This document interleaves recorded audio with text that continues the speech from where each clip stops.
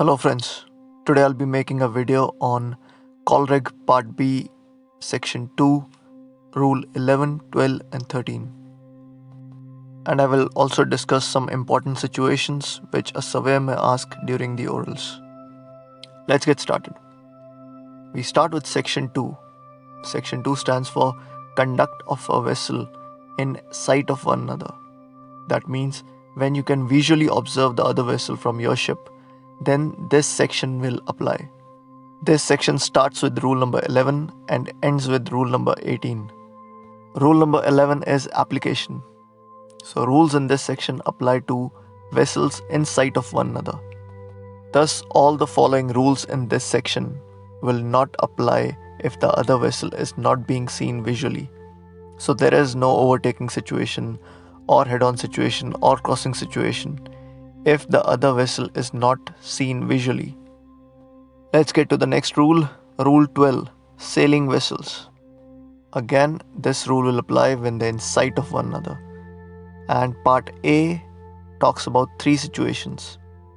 And it says, when two sailing vessels are approaching one another so as to involve a risk of collision, one of them shall keep out of the way of the other as follows. Number 1 says, when each has the wind on different sides, the vessel which has the wind on the port side shall keep out of the way. Part 2 says, when both have wind on the same side, the vessel which is to the windward shall keep out of the way of the vessel which is to the leeward. And Part 3 says, if a vessel with the wind on port side sees a vessel to the windward and cannot determine with certainty whether the other vessel has the wind on the port or on the starboard side, she shall keep out of the way of the other. Let's watch it graphically how it looks. Now, there is a wind which is northeasterly and there are two sailing vessels which are approaching one another so as to involve a risk of collision. As per Part A1, the vessel which has the wind on the port side has taken the action. And now the second situation in which both the vessels will have wind on the same side. Now here is a sailing vessel with the wind on port side. There is another vessel with the wind on the port side. So as per the requirement, the vessel which is to the windward has taken action. Let's see the situation A Part 3. There is a vessel which has the wind on port side. Then there is another sailing vessel, but it's very parallel to the wind and you cannot determine if it has wind on the port side or starboard side. And as per the requirement, the vessel which has the wind on the port side has taken the action. Now a curious surveyor may ask the candidate, what will happen if there is a vessel which has wind on the starboard side and sees another vessel on the windward and cannot determine if the wind is on the port side or starboard side? What will she do in that case? So in such a situation, no matter where the other vessel has wind, either port or starboard, and based on both these situations, it will be either Part A1 or Part A2 applicable. And with these two rules application, the giveaway vessel will be the other vessel. So if there is a vessel which has wind on the starboard side, she doesn't need to take action. Thus, they have not discussed that particular situation in this rule because it's already covered. Now, finally, Rule 12, Part B.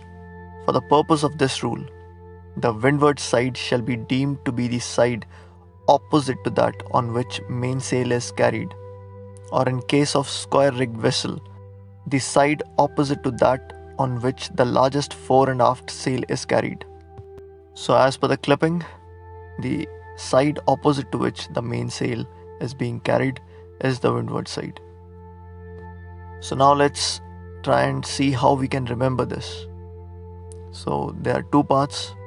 Part A is giving the guidance how the vessel must react in case they see another vessel which is approaching them with a risk of collision when they have wind on the same side, different side, and a third possible scenario where it is not exactly being determined.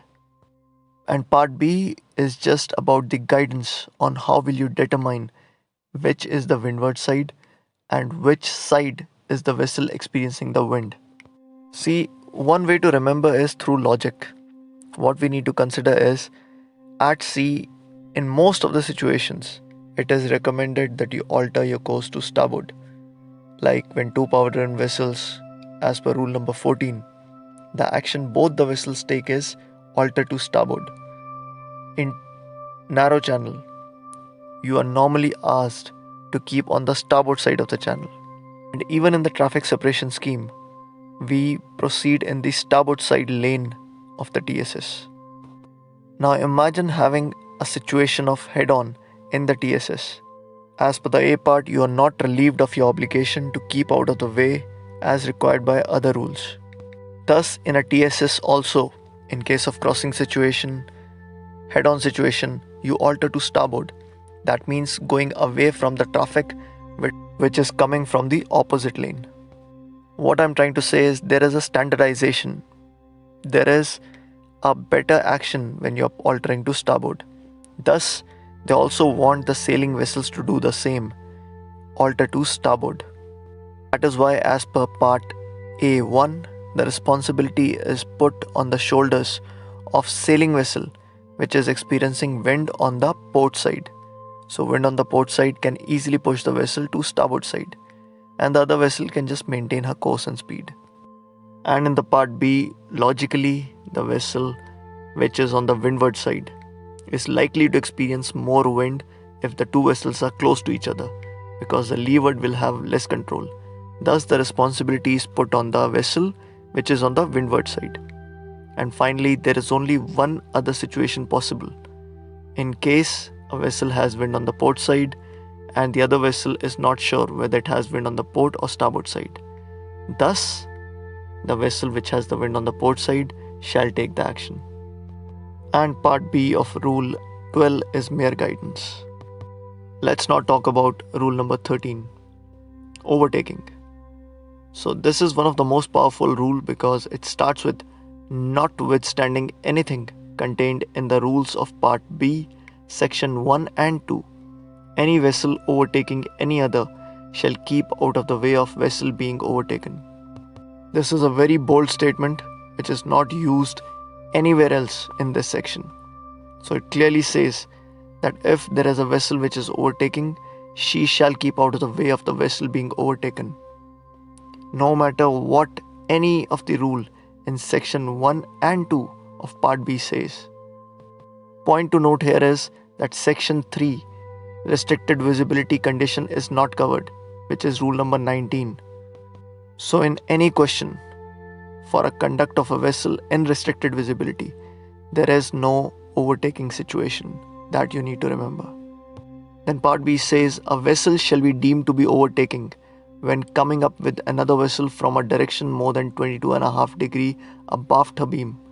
That is, in such a position with reference to the vessel she is overtaking, that at night she would be able to see only her stern light but neither of her side lights. And here is a clip to understand it. There are two vessels. The vessels which is in the east is the vessel that is being overtaken, and the beam of that vessel is drawn and 22.5 degrees abaft her beam, and the area is highlighted. That is the overtaking zone. The rule says any vessel coming up from this particular area, which is 22.5 degrees abaft the beam, would be considered an overtaking vessel and she shall keep out of the way. Then further in the part they say that at night she would be able to see only her stern light as shown in this clip and neither of her side lights. And this indicates that you are an overtaking vessel because you can see only her stern light. Now part C says when a vessel is in doubt as to whether she is overtaking another, she shall assume that this is the case and act accordingly. Basically what they are instructing is, if you are in an area of the beam of that vessel where you can see a flash of a side light and you're not sure if you saw the side light, but you can definitely see her stern light, then you assume that you're overtaking another and act accordingly. And finally part D, any subsequent alteration of bearing between the two vessels shall not make the overtaking vessel a crossing vessel within the meaning of these rules, or relieve her of the duty of keeping clear of the overtaken vessel until she is finally passed and clear.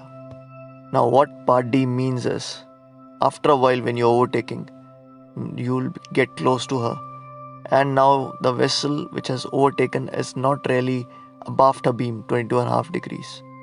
Can she now alter course and make it a different situation?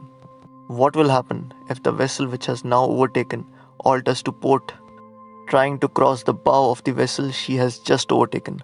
Whose responsibility will it be?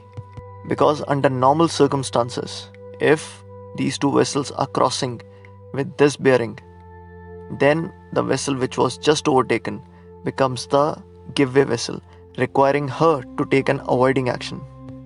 And this would be unfair, and thus rule number 13D says any subsequent alteration of the bearing between the two vessels shall not make overtaking situation a crossing vessel within the meaning of this rules.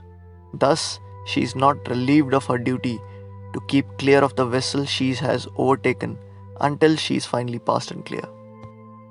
I hope this was a useful video for you. If you have any suggestion, feedback or comment, then please do write in the comment section. I thank you for watching. Good day.